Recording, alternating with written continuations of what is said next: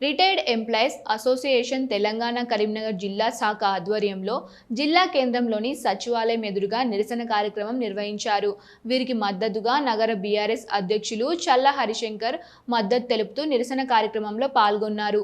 ఈ సందర్భంగా వారు మాట్లాడుతూ రిటైర్డ్ ఉద్యోగులు ప్రజలకు ఎంతో సేవ చేసి ఉన్నారని, ఉద్యోగ సమయంలో వారు దాచుకున్న డబ్బులు ప్రభుత్వం విడుదల చేయకపోవడంతో వారు తీవ్ర ఇబ్బందులు ఎదుర్కొంటున్నారని, 25,000 మంది రిటైర్డ్ ఉద్యోగులు ఉన్నారని, వారు అనంతరం పిల్లల వివాహానికి కావచ్చు, ఇల్లు నిర్మించుకోవడం కోసం కావచ్చు, ఇలా భవిష్యత్తు కొరకు ఉద్యోగం చేస్తున్న సమయంలో దాచుకున్న డబ్బును రిటైర్డ్ అయిన తర్వాత వస్తుందని ఎదురు చూసే వారికి కాంగ్రెస్ ప్రభుత్వం మొండి చేయి చూపించిందన్నారు.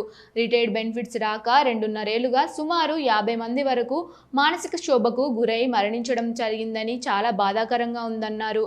కాంట్రాక్ట్లలో కమిషన్ల కోసం ప్రభుత్వం సుమారు 63,000 కోట్లను విడుదల చేసిందని ఆరోపించారు. కేవలం గత ప్రభుత్వం ముందు ఉండడంలోనే ప్రభుత్వ ఉద్యోగుల కృషి మరవలేదన్నారు. కేవలం కక్ష సాధింపు ధోరణితో మాత్రమే రిటైర్డ్ ఉద్యోగుల బెనిఫిట్స్ ను ప్రభుత్వం విడుదల చేయలేదని ఆరోపించారు. రిటైర్డ్ ఉద్యోగుల పక్షాన బారస deputy floor leader Harish Rao అసెంబ్లీలో మాట్లాడాలని ఈ సందర్భంగా గుర్తు చేశారు.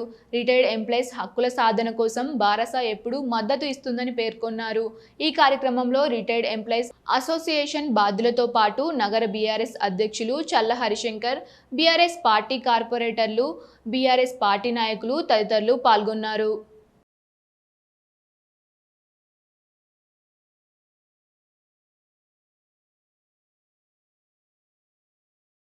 పోవడంలో మా ముందుంటారని చెప్పి వాళ్ళ ఉద్యోగులకు రావాల్సినటువంటి 5 DL పెండింగ్ ఉన్నాయి.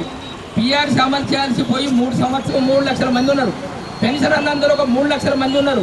అదేవిధంగా అవుట్ సోర్సింగ్ వాళ్ళు ఒక 3 లక్షల పైచులకు ఉన్నారు. వీళ్ళు అలిగినము లేదా ప్రభుత్వం మమ్మల్ని చివరి వరకు కరెక్ట్ చూడదని చెప్పి దాదాపు 30 నుంచి 35 ఏళ్ళు వాళ్ళ కుటుంబం కన్నా ఎక్కువ ప్రజల కొరకు సర్వీస్ ఇచ్చిన రాష్ట్ర ప్రభుత్వ ఉద్యోగులు దాదాపు ఈ 2.5 సంవత్సరాల్లో 25,000 మంది పైన రిటైర్డ్ అయితే వీరు ఉద్యోగం చేసిన పీరియడ్లో వీళ్ళు దాచుకున్న డబ్బును మరి రిటైర్మెంట్ అయిన తర్వాత పిల్లల పెళ్లిళ్ళ కొరకు, మరి ఇండ్ల కొరకు, మిగతా అవసరాల కొరకు వాళ్ళ చేసే జీవితం గొప్పగా ఉండాలనే ఉద్దేశంతో మరి రిటైర్మెంట్ బెనిఫిట్ వీళ్ళు దాచుకున్న డబ్బులు కూడా ఇవాళ కాంగ్రెస్ ప్రభుత్వం వీళ్ళకి ఇవ్వకపోవడం, ఇవాళ 25,000 మందిలో దాదాపు 50 మంది పైన చనిపోవడం కూడా ఇలా జరిగిందంటే ఈ ప్రభుత్వం దాదాపు ఒక 10,000 కోట్లు కాంట్రాక్టర్లకు ఈ 2.5 సంవత్సరాల్లో దాదాపు 63,000 కోట్లు